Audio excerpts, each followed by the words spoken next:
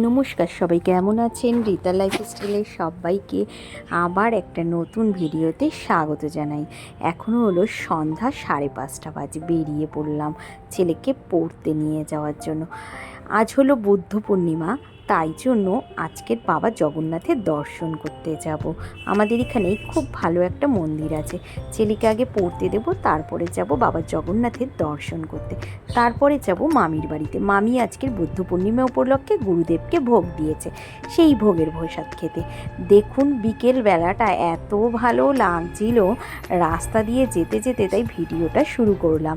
দেখুন আকাশে কি সুন্দর মেঘ জমেছে, আর দেখতে না দারুণ লাগছিল। চলুন এবার মামির সাথে দেখা হয়ে গেল। মামি রাস্তায় এসেছিল, মামি আর আমি মিলেই যাব জগন্নাথ মন্দিরে দর্শন করতে। ছেলেকে পড়তে দিয়ে দিয়েছি। এখন মামি আমার সাথে দেখা করার জন্য রাস্তার খানিকটা এগিয়ে এসেছিল তার বাড়ির থেকে। এবার যে রাস্তায় যেতে যেতে একটা বাড়িতে দেখলাম ফুলটা এত সুন্দর করে ফুটে আছে, তাই দাঁড়িয়ে একটু ভিডিও করলাম।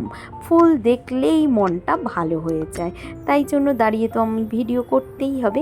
এই যে চলে এসেছি বাবা জগন্নাথকে প্রণাম করতে।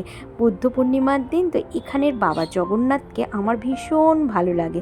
কি সুন্দর দেখাচ্ছে দেখুন। আর পেছনের পাথরটা না কালো আর হলুদ রঙের, সব সময় যেরকম জামা কাপড় পরানো থাকে অপূর্ব সুন্দর লাগে, মনটা না ভালো হয়ে যায়।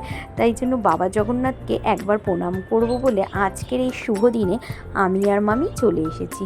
তার পাশেই ছিল এই যে বাবা হনুমানজির মন্দির, তাই বাবা হনুমানজির চরণেও প্রণাম করলাম আজকের এই শুভ দিনে বুদ্ধ পূর্ণিমা।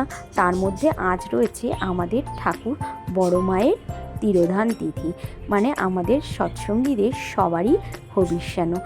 সারাদিন তাই হবিষ্যান্ন ব্রত পালন করে সন্ধ্যাবেলায় এসেছি বাবা জগন্নাথকে প্রণাম করতে। আর বিকেলবেলা পড়া ছিল বলে বিকেলে তো আমি মন্দিরে যেতে পারবো না, তাই আজকের ভোরবেলায় প্রার্থনাটা আমি মন্দিরে গিয়েই করে এসেছি। আর এখানে দেখুন বাবা জগন্নাথের সামনে একটা ছোট্ট গোপাল রাখা।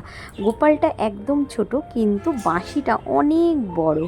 যাই হোক, বাবা জগন্নাথকে নমস্কার করে চলে আসলাম মামির বাড়িতে। এই যে মামির কাছে আসার উদ্দেশ্য, মামি আজকের গুরুদেবকে ভোগ লাগিয়েছে, সেই ভোগটা আমার জন্য রেখে দিয়েছিল। প্রসাদ নেব বলেই আমি এসেছি, কিন্তু আজ তো খাবো না, আমি বাড়ি নিয়ে যাব। আজ হবিষ্যান্ন ব্রত রয়েছে, তাই জন্য কালকে ঠাকুরের এই গুরুদেবের ভোগটা খাবো। এই সাবুর ভোগ, পাকা ভোগ খেতে আমার ভীষণ ভালো লাগে। যারা আপনারা এই শ্রীগুরু ঠাকুরের দীক্ষিত তারা অবশ্যই জানেন কেমনভাবে এই পাকা ভোগটা হয় আর খেতে কত সুন্দর হয়। আমার বাপের বাড়িও শ্রীগুরু ঠাকুরের দীক্ষা নেওয়া, তাই ছোটোবেলা থেকেই আমার তো মানে একটা ঠাকুরের প্রতি টান আছেই। আর শ্বশুরবাড়ি হলো গিয়ে অনুকূল ঠাকুরের, তাই জন্য কোনো ঠাকুরই ফেলনা নয়, সব ঠাকুরই সমান। যাই হোক, আমাদের বিভিন্ন জনের বিভিন্ন মত, তাই আমরা বিভিন্ন রকম ঠাকুরের চরণে তার কাছে থাকি। যাই এইখানে দেখুন গুরুদেবকে মামি এত সুন্দর করে সাজিয়েছে, আর মামির সিংহাসনটা আমার খুব ভালো লাগে। আর দেখালামই আপনাদের, ওই যে কি সুন্দর করে লক্ষ্মীর এই ঝাঁপিটা মামি সাজিয়ে রেখেছে। এখানে বাবা মহাদেব রয়েছে আর গুরুদেব রয়েছেন, আর মামির উপরেই ঠাকুরের সিংহাসনের মাথার উপরেই রয়েছে আমাদের গুরুদেবের মঙ্গল ঘট। আপনারা তো সবাই জানেন শ্রীগুরু ঠাকুরের এই মঙ্গল ঘটের সেবা প্রতিদিনই দিতে হয়। দেখুন মঙ্গল ঘটটাকে কি সুন্দর দেখাচ্ছে। আর এইদিকে রয়েছে গণেশ ঠাকুর। গণেশ ঠাকুরকে মামি আবার একটা মুকুট পরিয়েছে, আরও সুন্দর লাগে। যে তার পাশে রয়েছে বাবা জগন্নাথ, বলরাম আর সুভদ্রা। যাই হোক, আমার মামির এই ঠাকুর মন্দির দেখে আপনাদের কেমন লাগলো অবশ্যই কিন্তু কমেন্টে জানাবেন। আজকের এই শুভ দিনে তাই মামি ঠাকুরকে ভোগ দিয়েছিল, তাই জন্যই আমার এই বাড়িতে আসা। দুজনে মিলে ঘুরে ঠুরে মামির কাছে চলে এসেছি। এই দেখুন মামি টিফিন বক্সে করে আমার জন্য প্রসাদ রেডি করে রেখে দিয়েছে, কারণ আজ হবিষ্যান্ন ব্রত পালন করেছি, আজ তো খাবো না, তাই জন্য এখন বাড়ি নিয়ে যাব প্রসাদ।